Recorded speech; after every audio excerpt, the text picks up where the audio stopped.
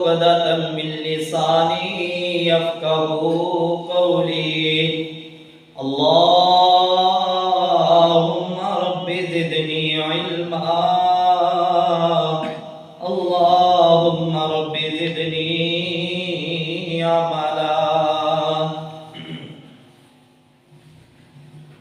فأعوذ بالله السميع العليم من الشيطان الرجيم. بسم الله الرحمن الرحيم. إن عدة الشهور عند الله 12 شهرا في كتاب الله يوم خلق السماوات والأرض منها 4 حرم ذلك الدين القيم فلا تظلموا فيهن أنفسكم.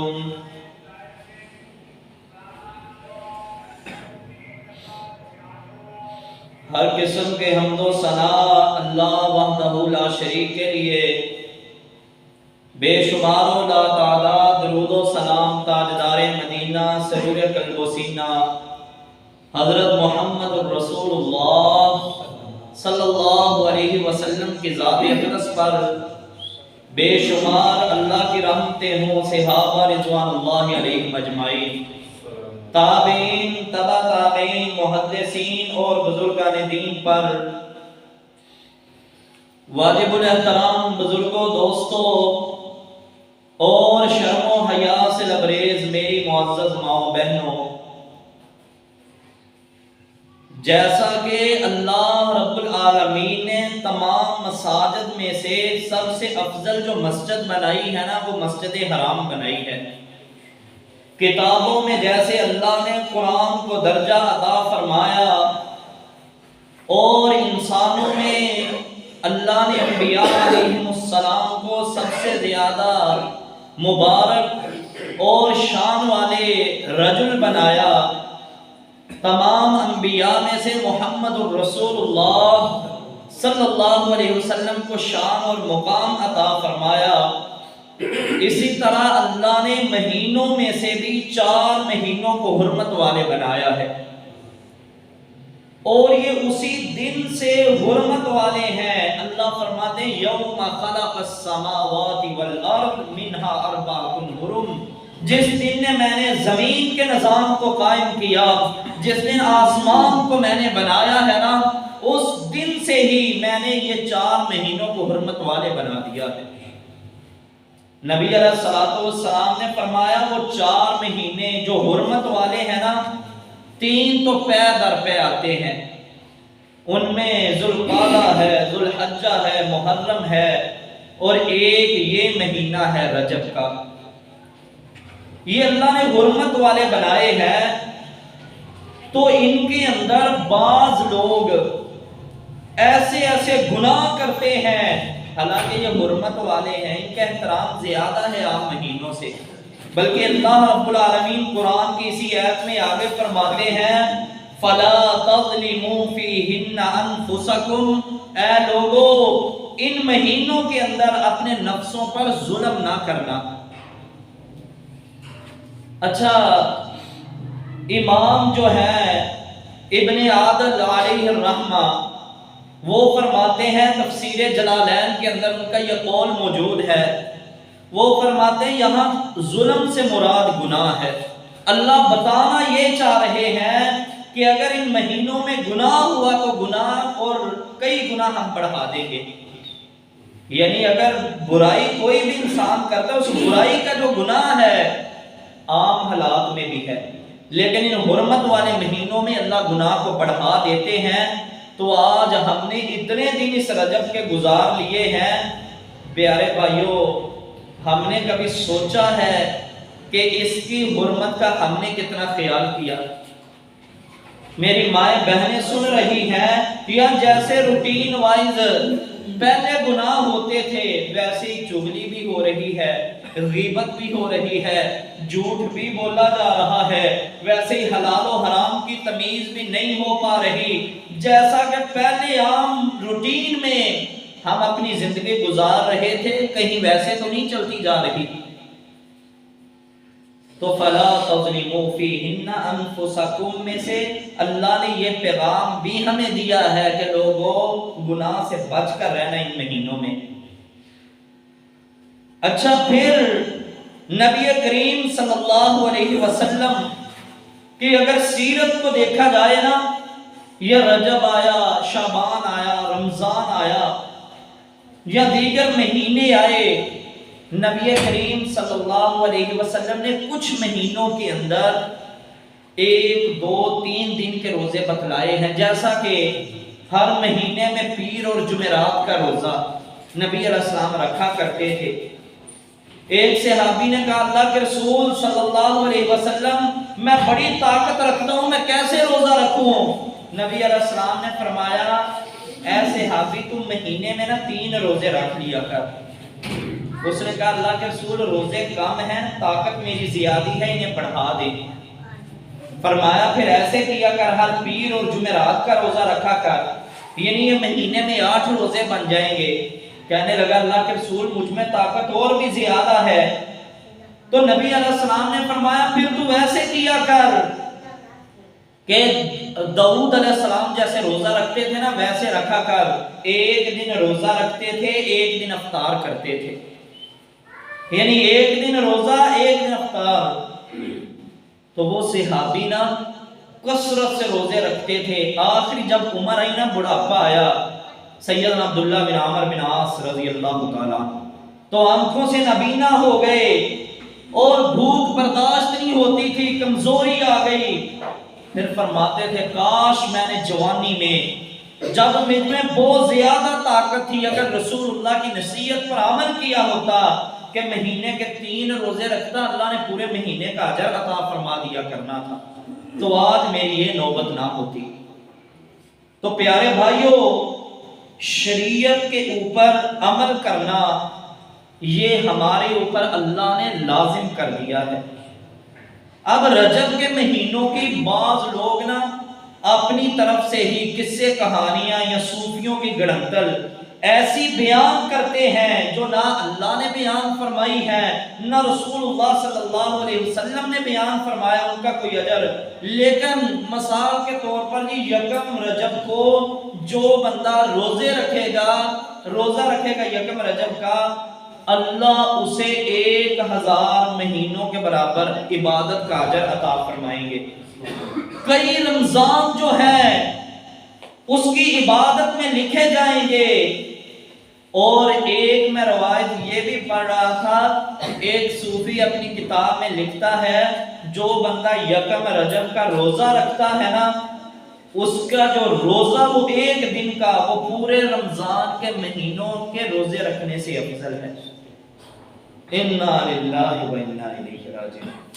اب اللہ رب العالمین نے جو فرض عبادت کی ہے نا مسلمانوں پر، پیارے بھائیوں میرے رب کو اس فرض سے کوئی چیز بھی زیادہ محبوب نہیں ہے۔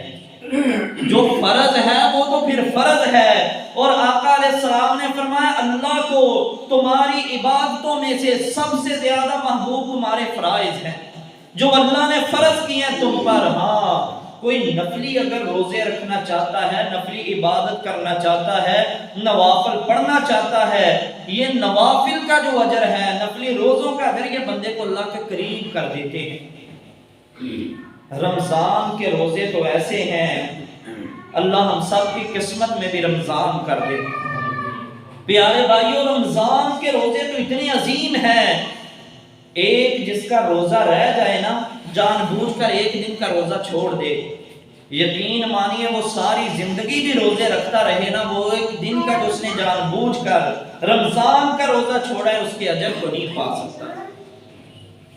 اتنی زیادہ فرائض کی اہمیت اور اللہ تعالیٰ نے اتنا افضل بنایا ہے، اور یہ کہتے ہیں کہ 1 رجب کا روزہ رکھ لیں، نہ جو رسول اللہ سے ثابت ہے اور نہ ہی اللہ نے قرآن میں کہیں فرمایا ہے جی 1 روزہ رکھ لیں یہ رمضان کے سارے روزوں سے افضل ہے۔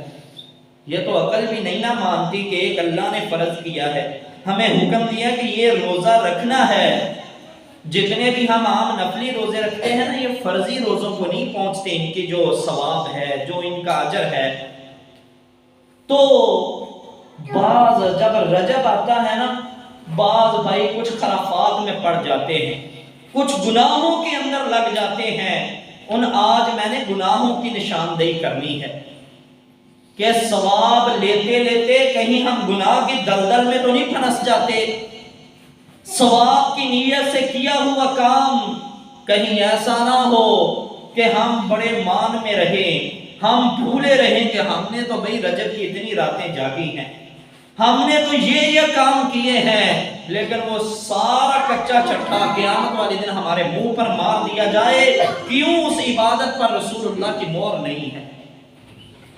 تو کچھ ایسی عبادتیں میں آپ کے سامنے رکھتا ہوں، جیسا کہ جب رجب آتا ہے تو پہلے دن کا روزہ یہ کتاب و سنت سے ثابت نہیں ہے۔ اسی طرح جب رجب آتا ہے نا تو یہ بھی 22 رجب والے دن، 22 رجب کو نا کنڈے نکالے جاتے ہیں، تقسیم کی جاتی ہیں کوئی چیزیں پکا کر، اور ایک کہانی کو لوگوں کے سامنے پیش کیا جاتا ہے۔ جی امام جعفر صادق علیہ الرحمہ، ایک لکڑہارا جو بڑا غریب تھا، اسے خواب میں ملتے ہیں، کہتے ہیں میں 22 رجب کو پیدا ہوا، لہذا میری اس پیدائش کی خوشی میں تو اِصالِ ثواب کیا کر، مٹی کا کٹورا لے کر اس میں کوئی مٹھائی بھر کے وہ لوگوں کو دیا کر، تیری جو ساری غربت ہے اللہ ختم کر دے گا۔ اب لکڑہارا اٹھا، اس نے پوچھا اپنی بیوی سے آج رجب کی کیا تاریخ ہے؟ اس نے کہا جی 22 رجب ہے۔ اچھا، اس نے مٹی کے کٹورے لیے، تقسیم کر دیے ساتھ والے گھروں سے، دیکھتے ہی دیکھتے جس کے گھر میں روٹی نہیں نہ پکتی تھی، وہ لکڑہارا بادشاہ کے محل کے سامنے اس کا محل تعمیر ہونے لگا۔ یہ اتنی بڑی کہانی ہے، اگر اس کہانی کو میں سنانا شروع کر دوں نا، شاید آج کے سارے جمعے کا ٹائم اسی پر لگ جائے۔ جی ملکہ کچھ دیر بعد، کچھ مہینوں بعد چھت پہ آئی، دیکھا سامنے عالی شان محل ہے، یہ کس کا ہے؟ بتایا گیا فلاں لکڑہارے کا ہے۔ اسے بلایا گیا، پوچھا گیا یہ کیسے ہوا؟ بتایا گیا امام جعفر صادق علیہ الرحمہ خواب میں ملے تھے۔ یہ ساری کی ساری کہانی کے سوا کچھ نہیں ہے۔ حالانکہ بعض روافض نے انڈیا کے اندر انہوں نے نا حضرت معاویہ رضی اللہ تعالیٰ عنہ، آپ رضی اللہ تعالیٰ عنہ کی وفات ہے 22 رجب کو، اور رافضی جو ہیں یہ دشمنی رکھتے ہیں سیدنا معاویہ سے۔ اسی دن کو انہوں نے یہ انڈیا سے رسم بد اور بدعت چلی، پھیلتی رافضیوں کے گھروں سے ہوتی ہوئی اپنے نام کے ساتھ اہل سنت کا لیبل لگانے والے بھائیوں کے گھروں تک پہنچی، اور پھر وہ بھی 22 رجب کے کنڈے، انہیں پتہ ہی نہیں کہ اس دن ہوا کیا تھا۔ حالانکہ امام جعفر صادق کی نہ 22 رجب کو وفات ہے نہ پیدائش ہے، کچھ بھی نہیں ہے۔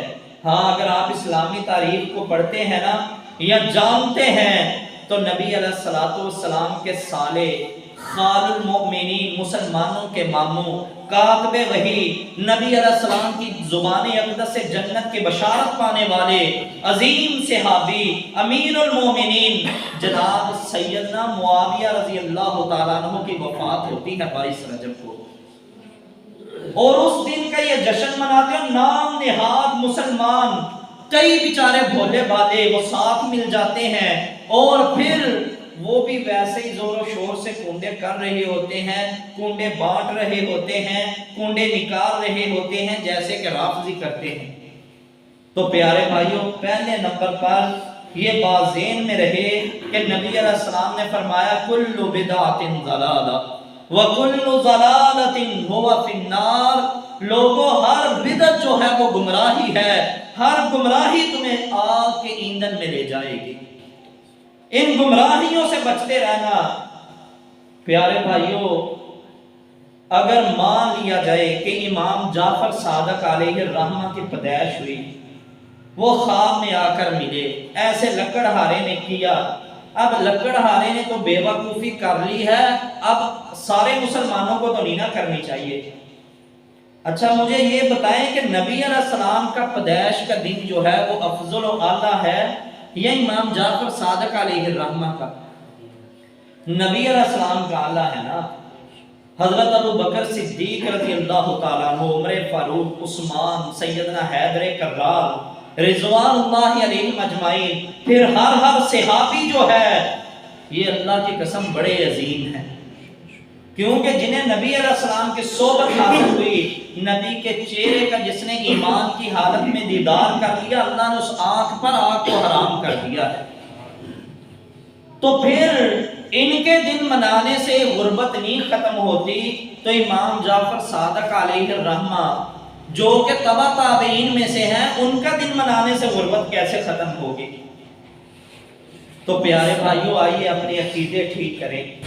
دوسری جو عام گناہ ہوتا ہے وہ یہ جی کہ کہتے ہیں 27 رجب کو رسول اللہ صلی اللہ علیہ وسلم کو معراج ہوئی ہے، لہذا اس دن لوگ کثرت سے نفل پڑھتے ہیں، عبادت کرتے ہیں، محفلیں منعقد کی جاتی ہیں، مٹھائیاں تقسیم کی جاتی ہیں۔ پیارے بھائیوں یہ جو معراج ہے نا، نبی علیہ السلام جب مکہ میں آخری سال تھے نا، یا بعض لوگوں نے 2 سال کہا ہے کہ جب مکہ میں 2 سال رہتے تھے ابھی ہجرت کرنے میں، ہجری سے پہلے، تو اس وقت معراج ہوئی ہے۔ بعض نے کہا نہیں 3 سال رہتے، یعنی اختلاف بہت زیادہ۔ سیرت کی کتابوں میں یہاں تک آیا، بعض میں آیا کہ نبی علیہ السلام کو معراج محرم میں ہوئی ہے، بعض تاریخ کی کتابوں میں آیا کہ نبی علیہ السلام کو جو معراج ہوئی ہے نا یہ ربیع الاول کے اندر ہوئی ہے۔ بعض تاریخی روایات یہ کہتی ہیں کہ نبی علیہ السلام کو رجب کے مہینے میں ہوئی۔ جب مہینوں میں اختلاف ہے تو تاریخ کا تعین کیسے کیا جا سکتا ہے؟ سوچنے والی بات ہے نا۔ جب مہینوں کے اندر اختلاف ہے، یہ بھی نہیں پتا کہ ربیع الاول میں رسول اللہ صلی اللہ علیہ وسلم کو معراج ہوئی یا محرم میں ہوئی یا ربیع الاول یا رجب کے اندر ہوئی، پھر تاریخ کا متعین تو بہت بڑی بات ہے۔ اچھا پھر نبی علیہ السلام معراج کے 13 سال بعد تک موجود رہے ہیں صحابہ میں۔ نبی علیہ السلام نے نہیں فرمایا کہ مجھے اس دن معراج ہوئی ہے لہٰذا اس دن ہم ایک خاص محفل منعقد کرتے ہیں، اس طرح نعت خوانی ہوگی، یہ ہوگا یہ ہوگا۔ اچھا بھائی بعض کہتے ہیں، یہ بھی ایک ان کا اعتراض ہے، وہ کہتے ہیں کہ یار محفلیں لگاتے ہیں نا، رسول اللہ صلی اللہ علیہ وسلم پر درود و سلام پڑھتے ہیں، نبی علیہ السلام کی نعت گوئی ہوتی ہے، آقا علیہ السلام پر درود پڑھا جاتا ہے اور نوافل پڑھے جاتے ہیں، مٹھائیاں تقسیم ہوتی ہیں، اس میں حرج کیا ہے؟ سب سے بڑا حرج نہ کیا ہے کہ ایک دن کو خاص کر لینا پھر اس میں عبادت کرنا، یہ مسلمانوں کا شیوا نہیں ہے۔ نبی کریم صلی اللہ علیہ وسلم نے جب ایک کام نہیں کیا خاص کر کے، پھر ہمیں بھی ایسے کاموں سے بچنا چاہیے۔ پیارے بھائیوں یہ نبی کریم صلی اللہ علیہ وسلم کی جو سنت سے ہٹ کر ہے معاملہ، تو اگر کتنا بہتر ہو ہم عبادت ویسے کریں جیسے رسول اللہ صلی اللہ علیہ وسلم نے کی ہے۔ نبی علیہ السلام پر درود پڑھنا ہے، آپ روزانہ پڑھیں۔ کیوں؟ آقا علیہ السلام نے فرمایا جو مجھ پر درود پڑھنا بھول گیا وہ جنت کا راستہ بھول گیا۔ لیکن ایک دن کو خاص کرنا یہ ایمان والوں کا وتیرہ نہیں ہے۔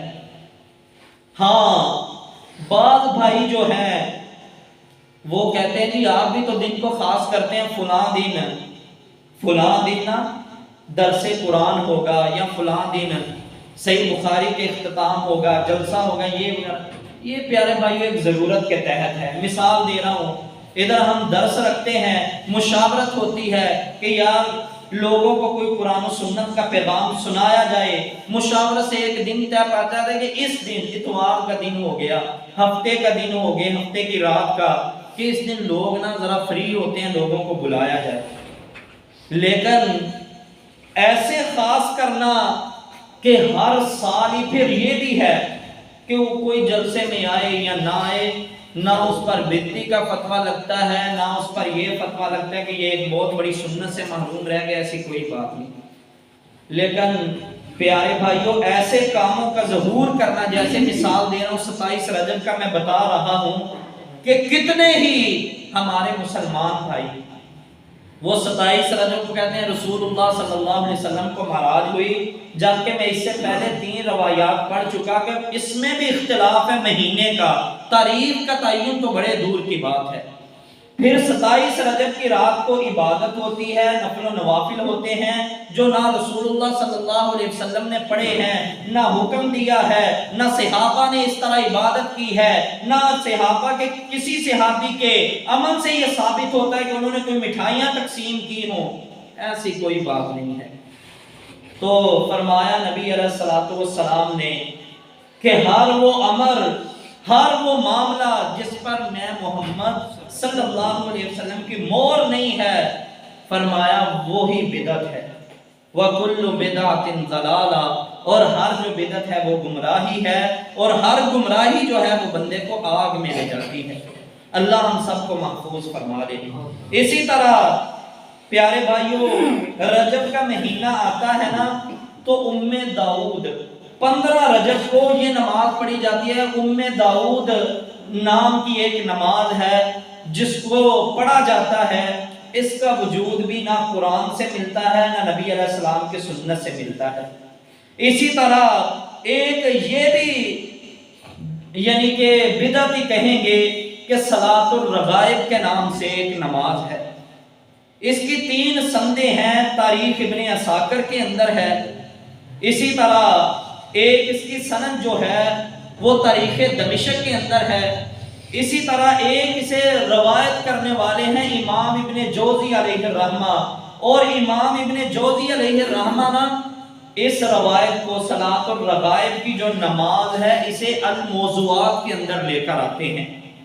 الموضوعات آپ میں سے شاید اکثر بھائی نہ جانتے ہوں، محدثین نے احادیث کی کتابیں لکھی ہیں، ان میں ایک ہوتی ہے صحیح ترین کتاب، اس میں محدث کہتا ہے میں روایات وہ لے کر آیا ہوں جو میرے نزدیک صحیح ہیں، اور بعض محدثین نے مراسل لکھے ہیں، یعنی مراسل سے مراد ایسی روایات کو لے کر ہیں جو مرسل بیان ہوئی ہیں، جن میں تابعی کہتا ہے ڈائریکٹ کہ قال قال رسول اللہ صلی اللہ علیہ وسلم، یعنی حالانکہ قال رسول اللہ کے نبی علیہ السلام نے اس طرح فرمایا، یہ تابعی کو کیا پتا کہ نبی علیہ السلام نے اس طرح فرمایا کہ نہیں، وہ کون سا نبی کے سامنے بیٹھا تھا؟ یہ تو صحابی کہہ سکتا ہے نا کہ میں نے دیکھا ہے آقا علیہ السلام کو اس طرح فرماتے ہوئے۔ تابعی کے پاس یہ اتھارٹی نہیں ہے کہ وہ کہے کہ رسول اللہ صلی اللہ علیہ وسلم نے ایسے فرمایا، اور جب تابعی ایسے کہتا ہے صحابی کو درمیان سے نکال دیتا ہے تو وہ روایت مرسل ہوتی ہے، اور مرسل پر محدثین ذوف کا حکم لگاتے ہیں کہ یہ عمل کے قابل نہیں ہے۔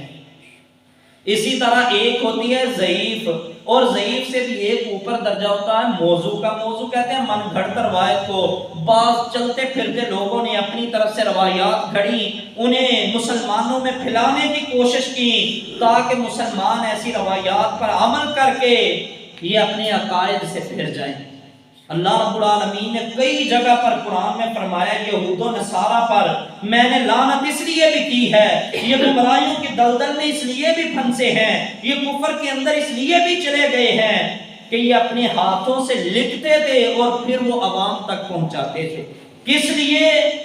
تھوڑے سے مال کے عوض، تھوڑی سی قیمت لینے کے لیے۔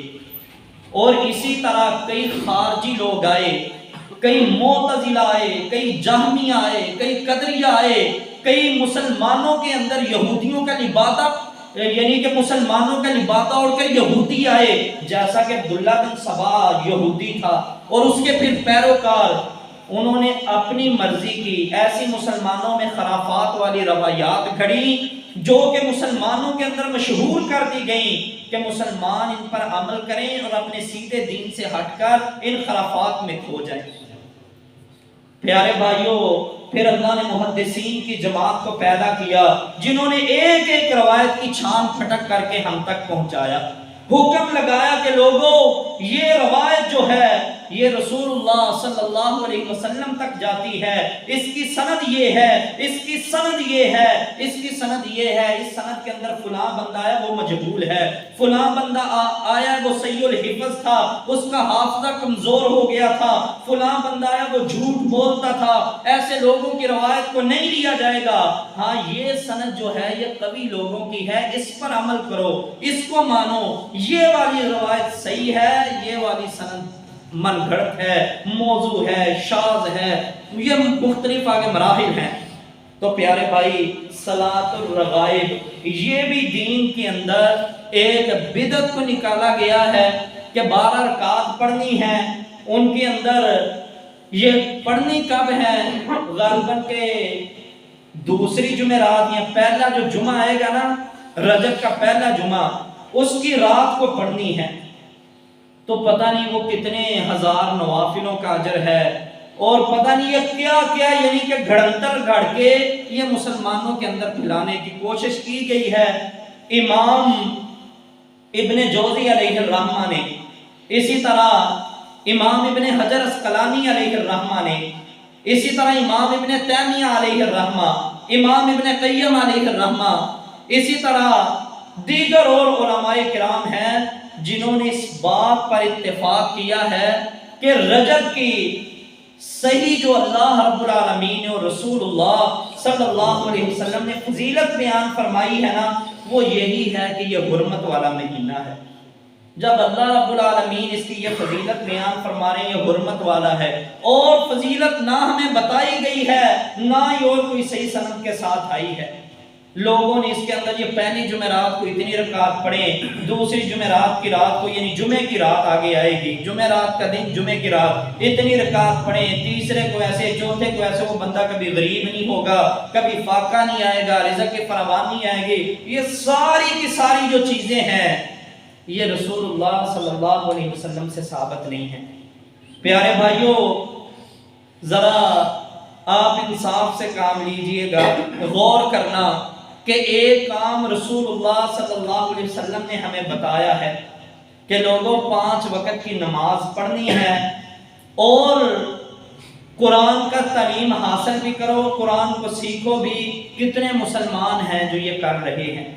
حالانکہ سب کو پتہ ہے کہ نماز نہیں نہ پڑھیں گے تو اللہ فرماتے ہیں تم مشرک ہو جاؤ گے، منیبین الیہ واتقوا واقیموا الصلاۃ ولا تکونوا من المشرکین، سورہ روم کی آیت ہے۔ اللہ فرماتے ہیں لوگوں مجھ سے ڈر کیوں نہیں جاتے ہیں، میری طرف رجوع کیوں نہیں کرتے، اور نماز قائم کرو وگرنہ تم مشرکوں میں سے ہو جاؤ گے۔ نبی علیہ السلام نے فرمایا مومن اور کافر میں، دوسری حدیث میں فرمایا مومن اور مشرک میں فرق کرنے والی چیز نماز ہے۔ تو آج ہم میں سے کتنے لوگ ہیں جو نماز پڑھتے ہیں؟ حالانکہ سب کو پتا ہے کہ قیامت والے دن سب سے پہلے اللہ نے عبادات میں سے سب سے پہلے جو حساب لینا ہے وہ نماز کا لینا ہے، لیکن کتنے لوگ ہیں جو پڑھتے ہیں؟ صبح کی نماز ہو، ظہر کی ہو، عصر کی ہو، کتنا بڑا یہ محلہ ہے، لیکن چند لوگ آتے ہیں، باقی کوئی اپنی دکان میں مصروف ہے، کوئی گھر میں پڑا ہے تو گھر میں دوستوں یاروں میں بیٹھا ہوا ہے، کوئی اگر مہمان آگئے تو ان میں الجھا ہوا ہے، کوئی اپنے بیوی بچوں میں مصروف ہے، فکر ہی نہیں ہے نماز کی۔ ہاں، اور ایسی خرافات کی طرف دوڑ کر جاتے ہیں جو نہ رسول اللہ نے حکم دیا، نہ اللہ رب العالمین نے حکم دیا۔ آسان سا طریقہ ہے جی، بس ایک دن عبادت کر لیں، ایک رات عبادت کر لیں۔ اور میرے پیارے بھائیوں یہ جو اس طرف لگانے والے ہیں وہ بھی وعید سن لیں۔ نبی علیہ الصلوۃ والسلام نے فرمایا ایک بندہ ہے نا، ایک بندہ وہ کسی کو نیکی کے کام کی دعوت دیتا ہے، وہ کہتا ہے کہ پیارے بھائی نماز پڑھا کر، قرآن پڑھا کر۔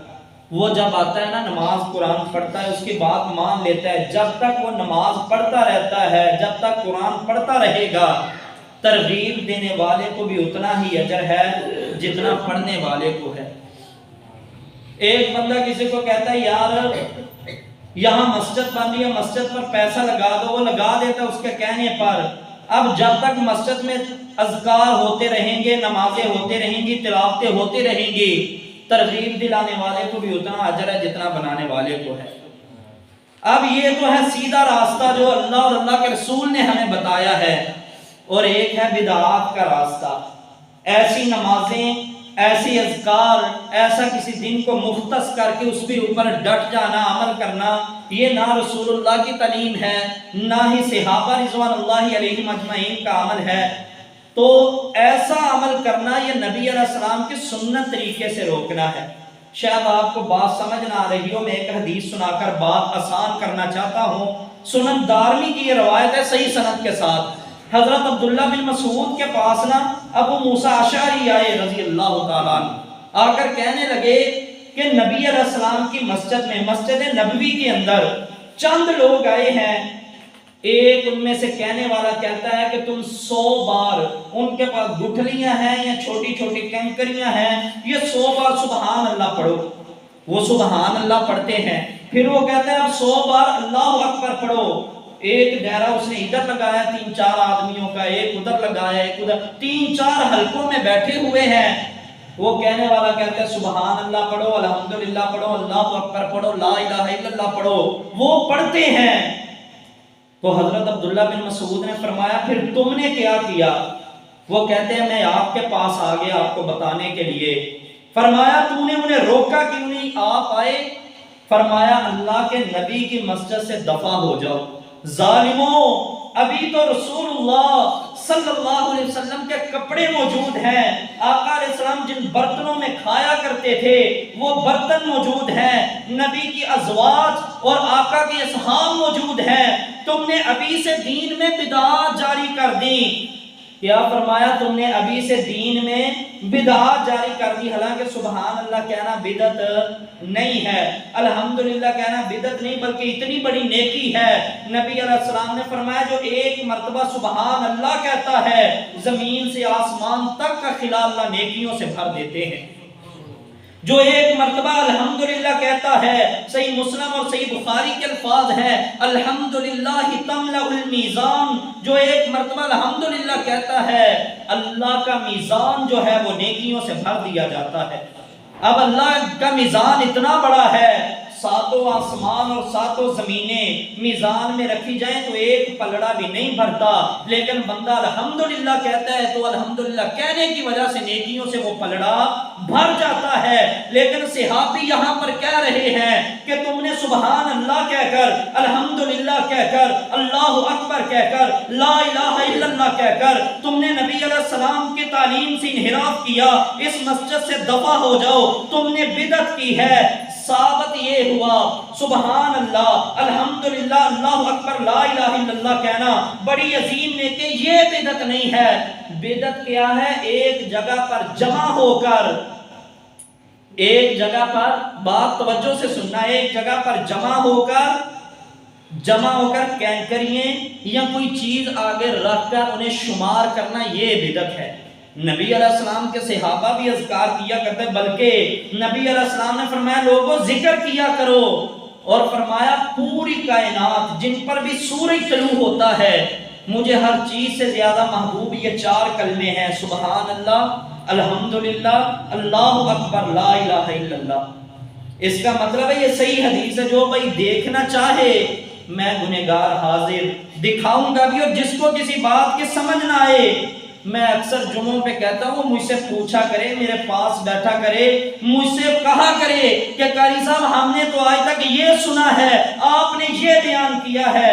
اللہ کی قسم اگر قرآن اور سنت سے آپ کو مطمئن نہ کر سکوں، کیونکہ مسلمان اور مومن آدمی قرآن اور حدیث سے ہی مطمئن ہوگا نا، تو قرآن اور حدیث سے اگر میں اپنی بات نہ دکھا سکوں پھر میرا نبی علیہ السلام کے منبر پر کھڑے ہونے پر تف ہے، افسوس ہے کہ میں نبی کے منبر پر کھڑے ہو کر آپ کے ساتھ خیانت کروں، اور یہ میں آپ کے ساتھ نہیں خیانت کر رہا، سب سے بڑی خیانت تو میں اپنی آپ کے ساتھ کر رہا ہوں کہ اپنی قبر گندی کروں، اپنا حشر والا دن گندا کروں۔ نہ میرے بھائیوں، جو علم ہوگا انشاءاللہ وہ آپ کے سامنے دکھاؤں گا بھی اور کوشش کروں گا کہ بھائیو اس طرف آ جاؤ، یہ ہے صراط مستقیم، جس کے بارے میں نبی علیہ السلام نے فرمایا تھا ان ھذا صراطی مستقیما، لائن کھینچی، فرمایا لوگوں یہ سیدھا راستہ میرے محمد کا راستہ ہے صلی اللہ علیہ وسلم، 2 لکیریں دائیں جانب दो बाईं जानब खींच कर नबी अलैहिस्सलाम ने अपनी उम्मत को ये दरस दिया, ये दाएं बाएं वाले रास्तों में ना चल पड़ना, ये शैतान ने जाल लगाए हैं। शैतान दिखाता खूबसूरत करके है कि ये नमाज है, ये बिदअत कैसे हो सकती है, ये अज़कार हैं, ये बिदअत कैसे हो सकते हैं, ये लोगों में माल तकसीम करना है, कुंडे जैसा कि रजब के अंदर खाने पीने की चीजें तकसीम करना, ये बिदअत कैसे हो सकता है। हाँ, दीन समझकर, सवाब समझकर जो काम भी ऐसा फैलाया जाए रसूलुल्लाह की तरफ मंसूब करके या सहाबा की तरफ मंसूब करके, कुरान की तरफ मंसूब करके दिन खास कर लिया जाए, सवाब की नीयत कर ली जाए और वो ऐसा काम करे तो वो बिदअत ही बन जाता है। इमाम मालिक रहमतुल्लाह ने ना हमें समझाने के लिए बड़ी प्यारी बात की है। फरमाया, लोगों, बिदती जो आदमी है ना, बिदती आदमी, मसलन वो कोई भी बिदअत कर रहा है तो इमाम मालिक रहमतुल्लाह फरमाते हैं वो बंदा इतना बड़ा जाहिल है, उसे पता ही नहीं चलता कि वो नबूवत का दावा कर देता है। वो कैसे, वो एक बिदअत इजाद करता है और उस पर वो मुतय्यन करते इसका इतना सवाब है, इसका इतना सवाब। जैसा कि मैंने बयान किया कि बात भाई कहते हैं यकम रजब का रोजा रखें तो 1000 महीने से की इबादत का सवाब है, या कई रमजानों का अजर अल्लाह दे देते हैं। और इमाम मालिक रहमतुल्लाह फरमाते हैं जो बिदती आदमी है ना, वो नबूवत का दावा जाने में कर देता है इस तरह कि वो बंदा कह रहा होता है नाउज़ बिल्लाह सुम्मा नाउज़ बिल्लाह कि ये जो मैंने अमल किया है ना, ये रसूलुल्लाह ने नहीं किया, लिहाजा नबी को पता नहीं चला, मैं बता रहा हूं ये अमल करके कि इसका इतना अजर है।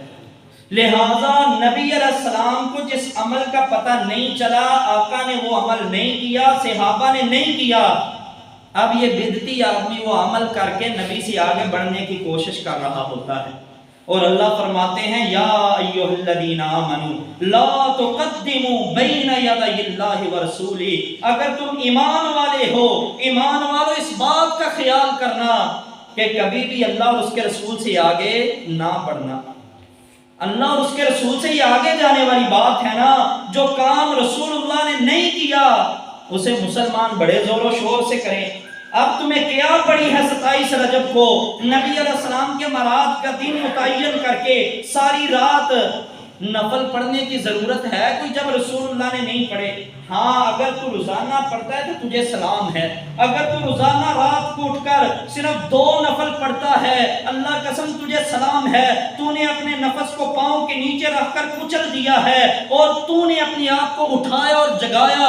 अल्लाह ने आखिरी रात आकर आसमान दुनिया में जब आवाज दी कि है कोई मेरा ऐसा बंदा जिसके पास रिज़्क नहीं मैं उसे रिज़्क दे दूं, है कोई मेरा ऐसा बंदा जिसके पास औलाद नहीं मैं उसे औलाद दे दूं, है कोई मेरा ऐसा बंदा जिसके पास माल नहीं है या जिससे गुनाह हो गए हैं मैं उसके गुनाह माफ कर दूं।